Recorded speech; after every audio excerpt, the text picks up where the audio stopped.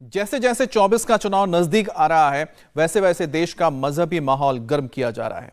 अब तो बात यहां तक पहुंच चुकी है कि दिल्ली की जामा मस्जिद से ही भड़काऊ भाषण आ रहे हैं।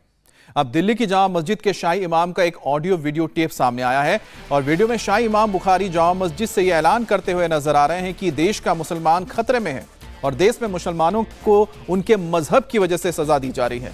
और वीडियो में शाही इमाम बुखारी ये भी कह रहे हैं कि इस वक्त मुल्क में नफरत की हवा बह रही है और पूरा देश सांप्रदायिकता की गिरफ्त में है।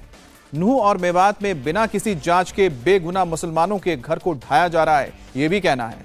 मुसलमानों को बॉयकॉट करने के लिए पंचायतें हो रही हैं और जिसमें उन्हें खुलेआम धमकी दी जा रही है। शाही इमाम का कहना है कि यह सिर्फ चुनाव जीतने के लिए किया जा रहा है।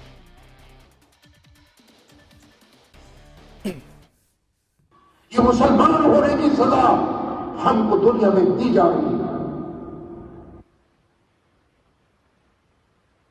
लेकिन ये शाहराना रवैया, ये शिद्दत पसंदी और ये मजहबी मुनाफरत किसी भी मुल्क की यकजहती और सालिमियत के लिए खतरनाक है।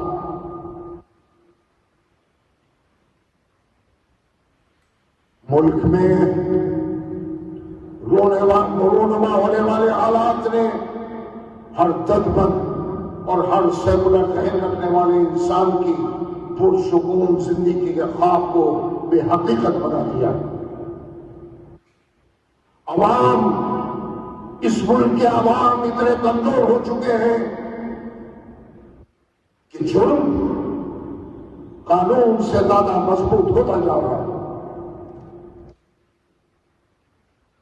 खुलेआम एक मजहब के मानने वालों को धमकियां दी जा रही है, पंचायतें हो रही हैं कि मुसलमानों का बाइकाट करो, मुसलमानों से लेन देन बंद करो, चाहे वो रेहड़ी वाला हो, चाहे वो दरमियानी कारोबार करने वाला हो, चाहे वो बड़ा कारोबार करने वाला हो, सबको धमकियां मिल रही है कि मुसलमानों से कारोबार बंद करो।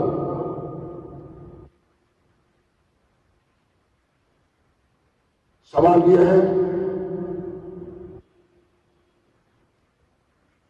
मुझे उन लोगों से जो पंचायतों में ये फैसला करके ऐलान कर रहे हैं खुलेआम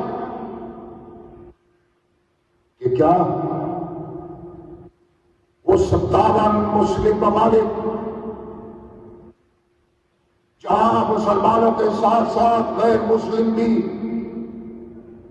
रहते हैं, तिजारत कर रहे हैं, नौकरियां कर रहे हैं, उनको किसी मुल्क में परेशान किया गया? दिखाना गया ये तो बताऊं। तो आपने देखा कि यहां पर किस तरह से जो इमाम बुखारी है वो भाषण दे रहे हैं और भाषण में वो कहीं ना कहीं मुसलमानों के अंदर एक डर पैदा करने की कोशिश कर रहे हैं। लेकिन हकीकत क्या है, ये लगातार आपने इंडिया टीवी पर देखा है। नूह की हकीकत आप तक पहुंचाई गई है कि वहां पर कार्रवाई जो हो रही है, वहां पर ऐसा नहीं कि जो वहां पर हटाए गए हैं मकान या फिर वहां पर दुकानें हटाई गई उसमें सिर्फ मुसलमान ही शामिल है, कई हिंदुओं के दुकानें भी वहां से हटाई गई है क्योंकि वहां पर बताया गया कि गैर कानूनी तरीके से वो दुकान बनाई गई थी। बहरहाल आपने सुना कि किस तरह से यहां पर इमाम बुखारी ने अपनी बातें रखी हैं और इसको लेकर हम आपको बताएंगे कि आखिरकार क्या रिएक्शन आता है, क्योंकि पॉलिटिकल रिएक्शन भी इस पर जरूर आने लगेंगे। तो एक बार फिर से हम आपको तस्वीरें दिखाते हैं और यहां पर जो उनकी बातें उनको देखिए। उनका यह कहना है कि किस तरह से सिर्फ एक समुदाय को टारगेट किया जा रहा है। नूह मेवात का वो जिक्र कर रहे हैं, लेकिन नूह मेवात की घटना सभी जानते हैं क्यों हुई, किस वजह से हुई और जो एक्शन हो रहा है वो क्यों हो रहा है। बहरहाल उन्होंने उन पंचायतों का भी जिक्र किया जो पंचायत हुए थे आसपास, उसमें कहा गया था बॉयकॉट करने की बात हुई थी। वो मामला सुप्रीम कोर्ट तक पहुंचा। सुप्रीम कोर्ट से भी कहा गया है कि इस पर संज्ञान ले सरकार और इसकी जांच करें।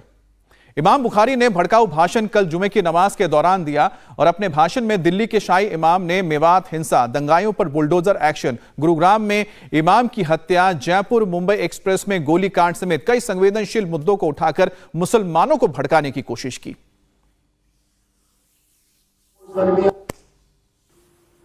हालिया दर्दनाक वाकयात ने मुल्क के मुस्तकबिल पर, इस मादर वतन पर सवालिया निशान लगा दिया। चाहे वो मणिपुर का वाकया हो, ट्रेन में बेगुनाहों का कत्ल हो, या मेवात हरियाणा में होने वाले वाकयात हों, गुड़गांव में बेगुनाह इमाम का कत्ल हो,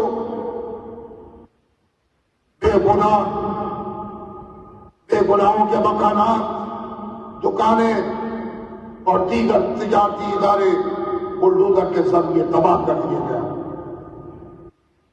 इन कर्मनाक वाकयात पर मैं यही कहूंगा, मैं जुनून का हम सफर हूं, मैं जुनून का हम सफर हूं, मेरा कोई घर नहीं। मैं जुनून का हम सफर हूं, मेरा कोई घर नहीं।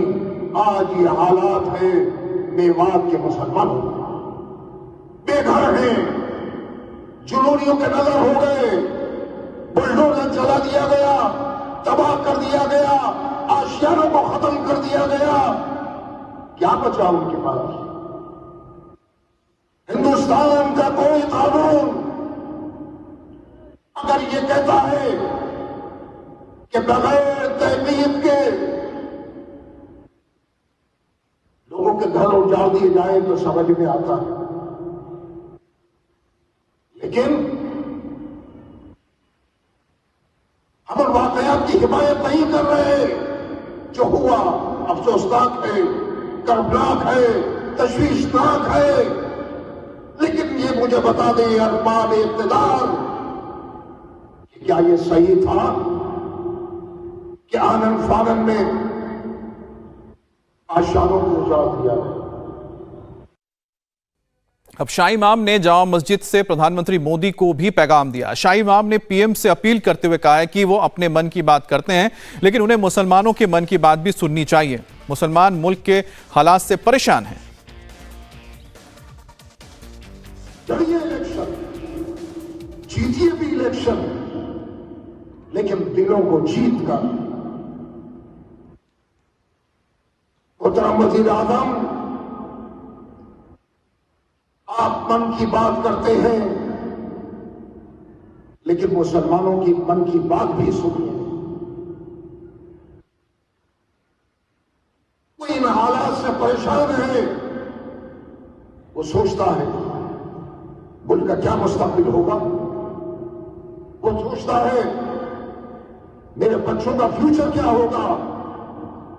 और ये मुसलमान ही नहीं सोच रहा, इस मुल्क का हिंदू भी यही सोच रहा, इस मुल्क का ईसाई भी यही सोच रहा है।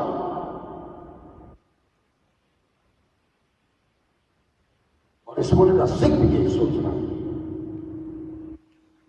ये यकजहती ही मुल्क को मजबूत कर सकती है, लेकिन यह नफरत मुल्क को कहां लेकर पहुंचाएगी, इसका अंदाजा शायद आपको ना हो।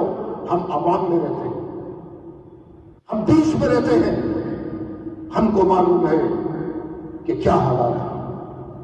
वज़ीर आज़म, हालात को समझिए और इस पर गौर कीजिए।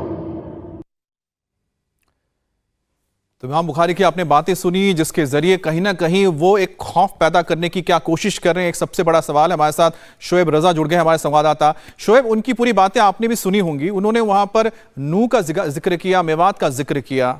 आपने नू से मेवात से आपने रिपोर्टिंग की थी, आप खुद जहां मौजूद थे, वहां पर आपके सामने ही आपके कैमरे पर हिंदुओं के दुकान भी तोड़े गए, मुसलमानों के भी दुकान तोड़े गए। लेकिन यहां पर जब इमाम बुखारी कहते हैं कि बेगुनाह मुसलमानों के सिर्फ घर तोड़ दिए गए, कहीं ना कहीं लोगों के अंदर एक बीज बोया जा रहा है नफरत का। देखिए अमित, हमने देखा है कि 2014 के बाद जब से प्रधानमंत्री नरेंद्र मोदी प्रधानमंत्री बने हैं, तब से इमाम बुखारी ने, क्योंकि यूपीए सरकार में हम देखते थे कि वो लगातार बयान भी देते थे तमाम चीज़ें, लेकिन उसके बाद थोड़ा बोलना कम किया है। लेकिन कल ये जो तकरीर सामने आई है, ये जुमे के नमाज के वक्त की है। जुमे की जब नमाज हो रही थी, खुतबा हो रहा था, उससे पहले इमाम बुखारी ने तकरीबन आधे घंटे की ये पूरी स्पीच दी। इसमें जो मुख्य बिंदु है वो हमने सुनाई भी, और इसमें खास तौर पर जो मुसलमानों के बहिष्कार की जो बातें हैं, जिस तरह से गुरुग्राम में पंचायत हुई, उन बातों का जिक्र किया गया। इसके अलावा महेंद्रगढ़, रेवाड़ी में जिस तरह से पर्चे लगाए गए, उन तमाम बातों का जिक्र किया गया। हालांकि उस मामले में हरियाणा सरकार ने भी नोटिस जारी किए हैं और सुप्रीम कोर्ट तक वो मामला पहुंचा है। इसके अलावा जो बात कही गई है इमाम बुखारी की तरफ से, वो ये कही गई है कि प्रधानमंत्री मुसलमानों को बुलाए। गृह मंत्री से भी अपील की गई है बुखारी के जरिए कि मुसलमानों को बुलाए, उनसे बात करें, हालात अच्छे नहीं है। ये तमाम बातें उनकी तरफ से कही गई और बाद में ये कहा गया कि हमें शक है कि अगर इस तरह के हालात रहे तो हमारे जो देश का भविष्य है वो खराब हो जाएगा, क्योंकि मुसलमानों पर एक तरफा कार्रवाई हो रही है। खासतौर पर बुलडोजर कार्रवाई का जिक्र करते हुए उन्होंने कहा कि मुसलमानों के घर तोड़े जा रहे हैं नूह के अंदर और एक तरफा कार्रवाई हो रही है। कौन सा ऐसा कानून है जो ये इजाजत देता है कि बिना जांच के ये तमाम कार्रवाई? ठीक है, चलिए, जिसका आप जिक्र कर रहे हैं, नूह और मेवात का आपने जिक्र किया, किस तरह से इमाम बुखारी ने ये बातें कही, एक बार उनका सुनिए, बयान सुनिए, उसके बाद फिर से हम शुएब से बात करेंगे। ये मुसलमान होने की सजा हमको दुनिया में दी जा रही है, लेकिन ये शाहराना रवैया, ये शिद्दत पसंदी और ये मदनी मुनाफरत किसी भी मुल्क की यकजहती और सालिमियत के लिए खतरनाक है।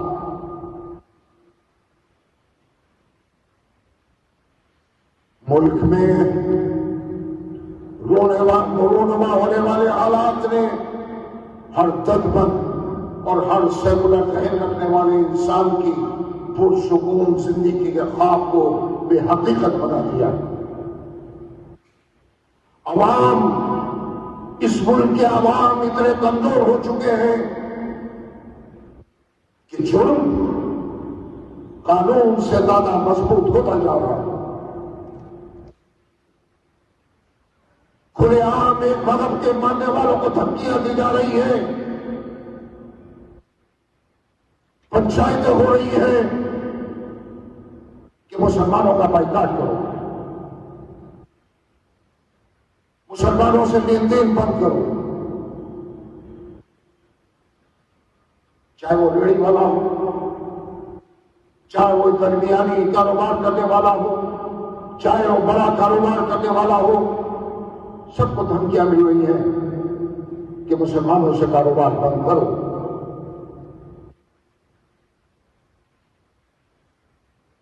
सवाल यह है, मुझे उन लोगों से जो पंचायतों में ये फैसला करके ऐलान कर रहे हैं खुलेआम कि क्या वो 57 मुस्लिम ममालिक